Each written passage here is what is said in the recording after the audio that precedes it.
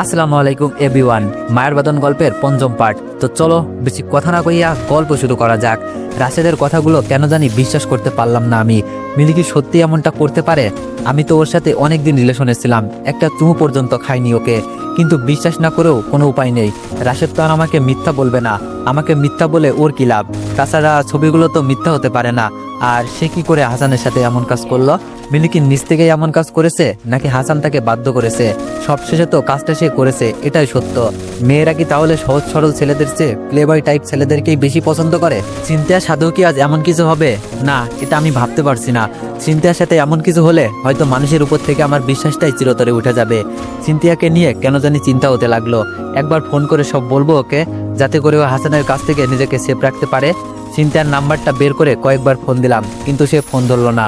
ভয়টা যেন আরো বাড়তে লাগলো। আমি চিন্তাকে ফোনের পর ফোন দিয়ে গেলাম, কিন্তু সে ফোন ধরলো না। জানি না ফোন ধরলে তাকে হাসানের কথাগুলো বলতে পারতাম কিনা। তবুও তাকে অনেকবার ফোন দিলাম, কিন্তু সে আমার ফোন ধরলো না।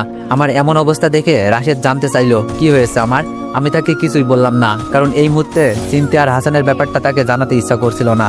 আমি রাশেদকে বললাম, তোর কাছে তো হাসানের নাম্বার আছে, একটু ফোন দিয়ে দেখতো ও এখন কোথায় কি করছে।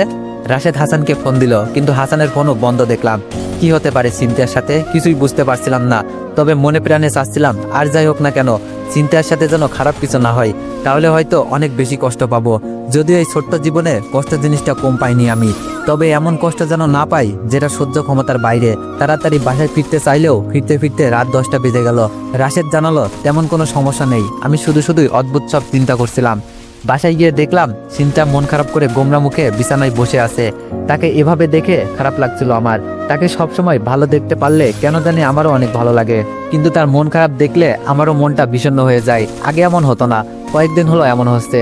আমি তার কাছে জানতে চাইলাম, কি হয়েছে আপনার, এমন মন মারা হয়ে বসে আছেন কেন? চিন্তা আমার প্রশ্নের বিপরীতে কপাল কুঁচকে বলল, জামাই মারা গেছে তো তাই মন খারাপ। হাসান আর চিন্তাকে নিয়ে অনেক চিন্তার মাঝেও আমি কিঞ্চিত হেসে বললাম, বেঁচে থাকতে আমাকে মেরে ফেললেন? আমি তো আপনার পথের কাটা হইনি, তাহলে মারার কি দরকার? যেই মানুষটা এমনিতেই মরা তাকে মেরে কি লাভ বলেন? আমার কথা শুনে সিনথিয়া বসা থেকে উঠে দাঁড়ালো, আমার দিকে এগিয়ে এসে বলল, আপনার আবার কি হলো? এত ইমোশনাল হইয়েন না তো। সবসময় এত ইমোশনাল ভালো লাগে না। বেঁচে থাকার জন্য জীবনে কিছু ফানমাস্তি থাকা দরকার আছে। সিরিয়াসনেস জীবন কেমন জানি আমিহীন মনে হয়।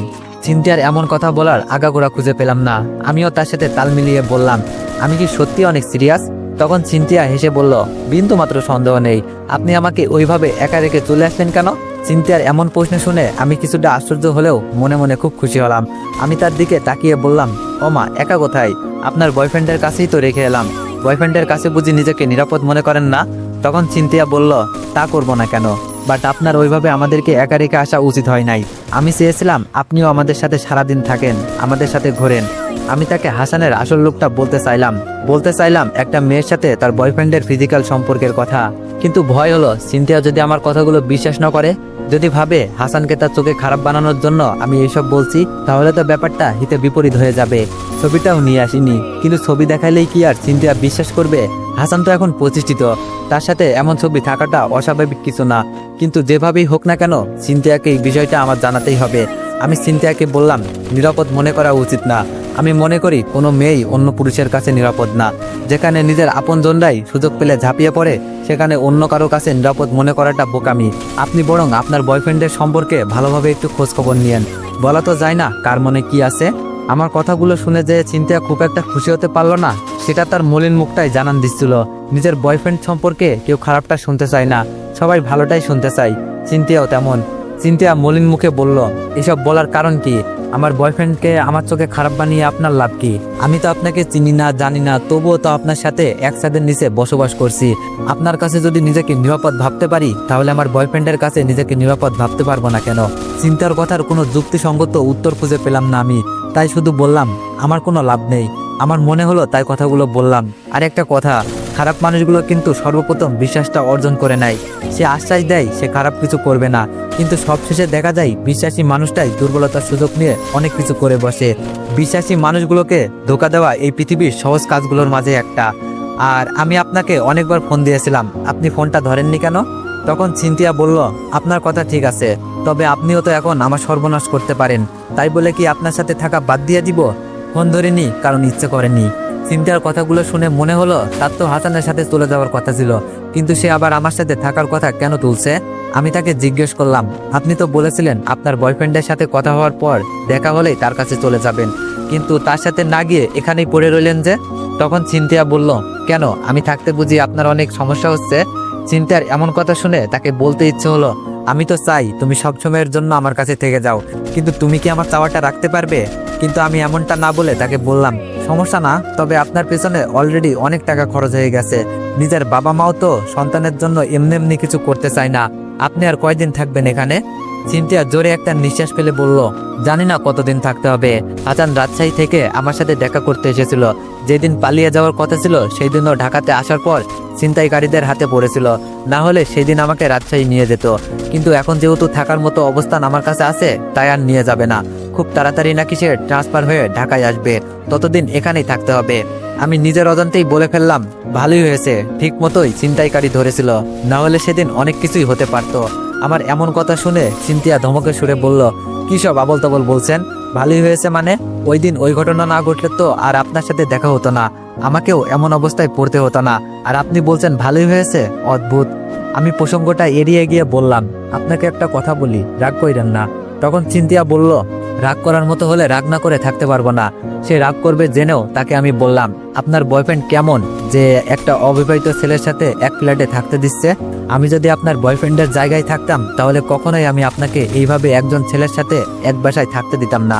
তখন চিন্তিয়া বলল, সবার মন মানসিকতা তো আর এক না। হাসান আমাকে বিশ্বাস করে বলেই থাকতে দিয়েছে, কারণ সে জানে আমি এমন কিছুই করব না, আর আমার একা থাকতে ভয় লাগে, সেই জন্যই আপনার সাথে শেয়ার করে থাকি। আমি অনেক চেষ্টা করেও যখন চিন্তাকে হাসানের সম্পর্কে কোনো নেগেটিভ ধারণা দিতে পারলাম না, তখন মনে মনেই রাগ করে বললাম, যা, তোর জীবন তুই নষ্ট করবি, আমার বালের কি? তোর ভালো চাই আর তুই ভাব নিস। চিন্তার সাথে কথা বলে ঘুমাতে গেলাম, কিন্তু ঘুম এলো না। ভাবলাম অবনীকে একবার ফোন দিই। বাবা মা কি সব সত্য জানে, নাকি অবনী অভিমান করে কিংবা তার মায়ের চোখে এখনো কিছু জানায়নি? কিন্তু অবনীর মা তো জানাতে পারে। মৃত্যুর আগে মানুষ চাই নিজের ভুলগুলো শুধরে নিতে। কারো কাছে খারাপ মানুষ হয়ে কেউ কখনো মরতে চায় না। মৃত্যুর আগে সবাই চাই নিজের জানা পাপ কাজগুলো থেকে নিজেকে মুক্ত করতে। সবার কাছে ক্ষমা চেয়ে নিতে চাই, সবাই ক্ষমাও করে দেয়। যতই শত্রুতা থাকুক না কেন, মৃত্যুর পথযাত্রী একজন মানুষকে ক্ষমা করবে না এমন মানুষ হয়তো পৃথিবীতেই নাই। তাহলে আমারও কি অবনীর মায়ের সাথে একবার দেখা করা উচিত, তাকে ক্ষমা চাওয়ার সুযোগ দেওয়া উচিত? কিন্তু আমার যে মন চাই না আমি ওই মহিলার কাছে যাই। মনের বিরুদ্ধে কি কোনো কাজ করা যায়? যায় না। গেলেও আমি আমার মনকে দুঃখ দিয়ে তার বিরুদ্ধে যেতে চাই না। তাই অবনীকে ফোন দিলাম না।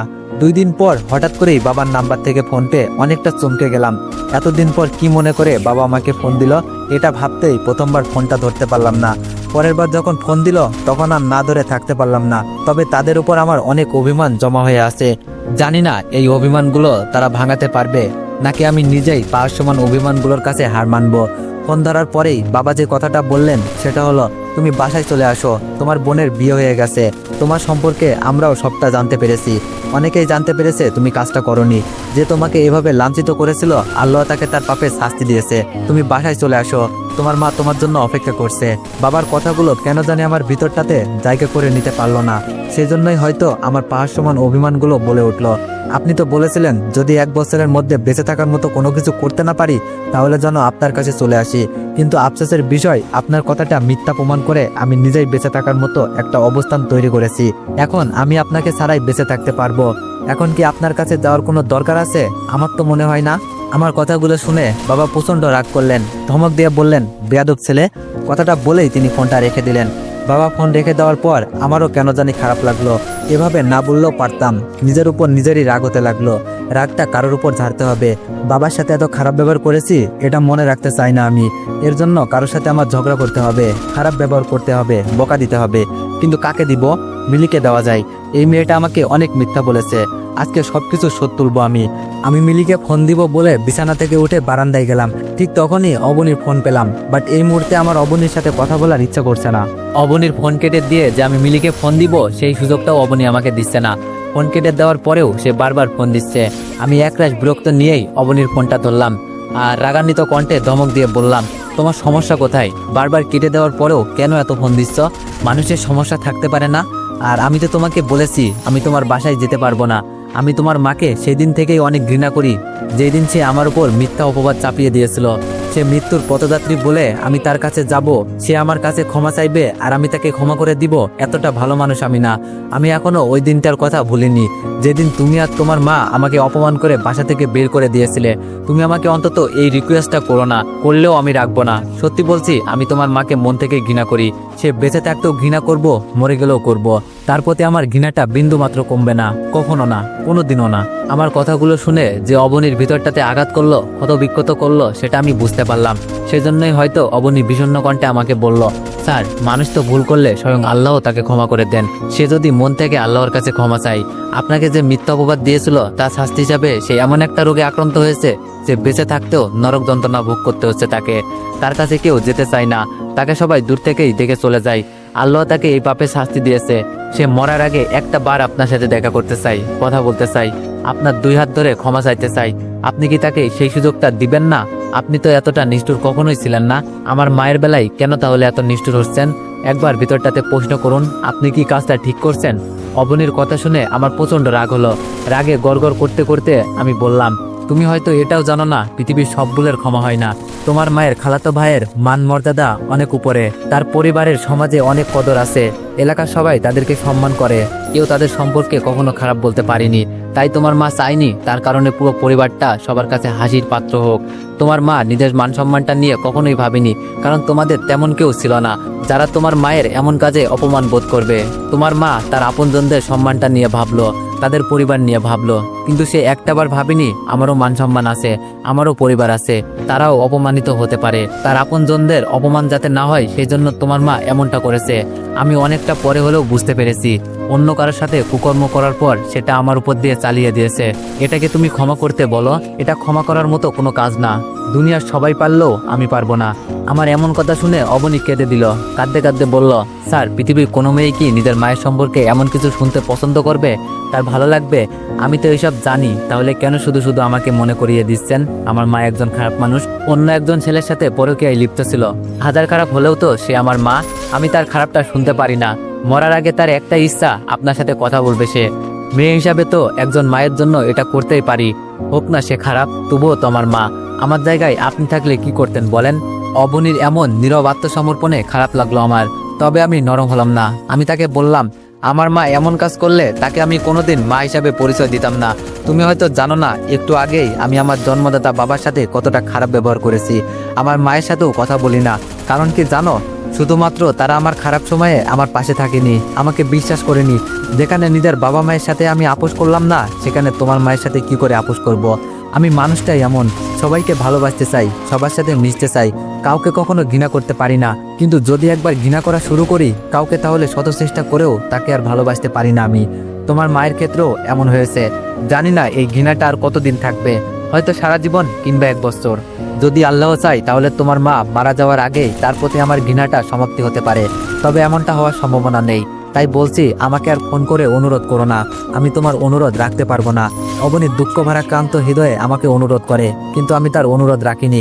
অপমান, অবহেলা একজন মানুষকে কতটা নিষ্ঠুর করে তুলতে পারে সেটা বোধহয় আমার থেকে ভালো আর কেউ জানে না। সময়ের ব্যবধানে আমিও যে অনেকটা পরিবর্তন হয়ে গেছি সেটা আজ খুব করেই বুঝতে পারলাম। আগে এমন ছিলাম না আমি, সত্যি বলছি, এতটা পাষাণ কখনোই ছিলাম না আমি। কিন্তু আমার খুব কাছের মানুষগুলোই আমাকে এমন বানিয়েছে। সবার দুঃখে আমার ভিতরটা কেঁদে উঠতো, কিন্তু এখন আর কাঁদে না। এখন মনে হয় এইগুলো সব অভিনয়। নিজের প্রয়োজনে সবাই সবার কাজে নত হয়, প্রয়োজন ছাড়া কেউ কারো কাছে নত হয় না। অবনীর মা যদি কঠিন অসুখে আক্রান্ত না হতো তাহলে হয়তো সে আমার কাছে কখনোই ক্ষমা চাইতো না। আমার মা বাবা যদি সত্যিটা না জানতে পারতো তাহলে তারাও হয়তো আমাকে ফোন দিত না। তাই এইসব মানুষের প্রতি আমার ভিতরটাতে আর কোনো মানবতা কাজ করে না। অবনীর প্রতিবারের মতো এবারও হতাশে ফোনটা রেখে দেয়। আমি মিলিকে ফোন দিলাম, কিন্তু তার ফোন ওয়েটিং। অনেকবার ফোন দেওয়ার পর মিলি ফোন ধরল। ফোন ধরেই তিরস্কারে সুরে বলল, আজ কি সূর্য পশ্চিম দিকে উঠেছে নাকি? তুমি আমাকে নিচ থেকে ফোন দিলে। আমি আমার এক দুঃসম্পর্কের আত্মীয়র সাথে কথা বলছিলাম, তাই তোমার ফোনটা ধরতে পারিনি। আমিও তিরস্কারের কণ্ঠে মিলিকে বললাম, আমি তোমার বয়ফ্রেন্ড না, কাজেই আমার কাছে তোমাকে এইসব না বললেও চলবে। তোমার যার সাথে ইচ্ছা তার সাথে কথা বলতে পারো। এটার জন্য আমাকে বলা মানে আমাকে অপমান করা, কারণ তুমি আমার থেকে অনেক কিছুই লুকাতে পারো। জীবনের সবচেয়ে বড় অপরাধটা তুমি আমার কাছ থেকে হাইড করেছো।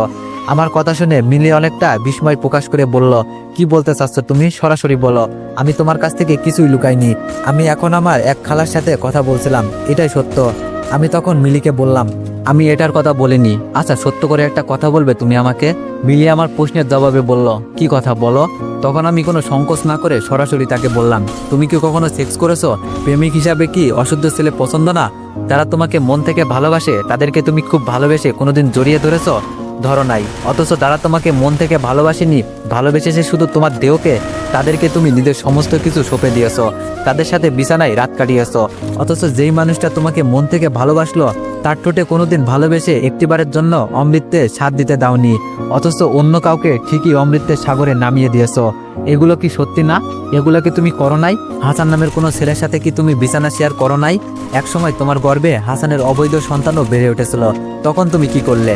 সেই নিষ্পাপ বাচ্চাটাকে মেরে ফেললে। এইসব কি তুমি করো নাই? আমার কথা শুনে মিলি একবারে নীরব হয়ে গেল। কোনো কথাই সে বলছে না। সে হয়তো কখনো ভাবেনি তার এই গোপনীয় জঘন্য কাজগুলো আমি একদিন জেনে যাব। প্রায় 2 মিনিট হয়ে যাওয়ার পরেও যখন সে কোনো কথা বলে না, তখন আমি বললাম, কি হলো, খুব অবাক হলে তাই না? আমিও অবাক হয়েছিলাম যখন তোমার সম্পর্কে এইসব কিছু শুনেছিলাম। আমি বিশ্বাস করছিলাম না, কিন্তু যখন তোমার খুব কাছে অন্য একজন ছেলেকে দেখলাম, তখন আর বিশ্বাস না করে থাকতে পারিনি। বিশ্বাস করো, তোমাকে হাসানের যতটা কাছে দেখেছি, ততটা কাছে আমিও মনে হয় কখনো যাইনি। এতটাই শ্রদ্ধা করতাম তোমাকে। তুমি মনে হয় এইসব শ্রদ্ধা থেকে নিজেকে সেক্সুয়াল সুখটাকেই বড় করে দেখেছিলে। কেন করলে আমার সাথে এমন মিথ্যা অভিনয়? শুধুমাত্র আমার ভালোবাসা পাওয়ার জন্য, তাই তো? কিন্তু তুমি কি জানো, এইসব জানার পরে তোমার জন্য আমার মনে ভালোবাসা তো দূরের কথা, তোমাকে ঘৃণা করতেও আমার নিজেকে অনেক ছোট মনে হয়। আমার লজ্জা হয় আমি তোমার মতো একটা মেয়েকে ভালোবেসেছিলাম। আমি কিছু না করেও তোমার কাছ থেকে চরিত্রহীনের অপবাদ পেয়েছিলাম, তবুও আমি চুপ করেছিলাম। কিন্তু তুমি এরকম একটা কাজ করার পর সেটা চাপিয়ে রেখে নিজেকে দুধে ধোয়া তুলসী পাতা মনে করতে। কিন্তু জানো কি, সত্য কখনো চাপা থাকে না, দেরিতে হলেও মানুষের সামনে আসে। হাসান খুব একটা ভালো ছেলে না। খোঁজখবর নিয়ে দেখো তোমার সাথে ফিজিক্যাল রিলেশন করার ভিডিওটা তার কাছে আছে নাকি। প্লে বয়রা এরকম করে, হয়তো এখন জানতে পারবে না, কিন্তু পরে ঠিকই জানতে পারবে। কিংবা কে জানে, তোমার সুন্দর ভিডিওটা একদিন ভাইরাল হয়ে যাবে। আমার কথা শুনে মিলি ওপর পাশ থেকে খুব কাঁদতে থাকে, কিন্তু ততক্ষণে আমি ফোনটা রেখে দিয়েছি, কারণ আমার যা বলার ছিল তা আমি মিলিকে বলে দিয়েছি। এখন নিজেকে কিছুটা হলেও হালকা মনে হচ্ছে। পেছনে তাকাতেই দেখি সিনথিয়া আমার দিকে তাকিয়ে আছে। এত রাতেও মেয়েটা জেগে আছে, আমার বিশ্বাস হলো না। তাহলে কি সিনথিয়া আমার সব কথা শুনে ফেলেছে? মিলিকে হাসান সম্পর্কে যা বললাম সব কি সিনথিয়া শুনে ফেলেছে? সেজন্যই এমন করে আমার দিকে তাকিয়ে আছে, নাকি অন্য কোনো কারণে? প্রতিদিনই ভিডিও আপলোড হবে, তো তোমরা নেক্সট পার্টের জন্য অপেক্ষা করো। ধন্যবাদ।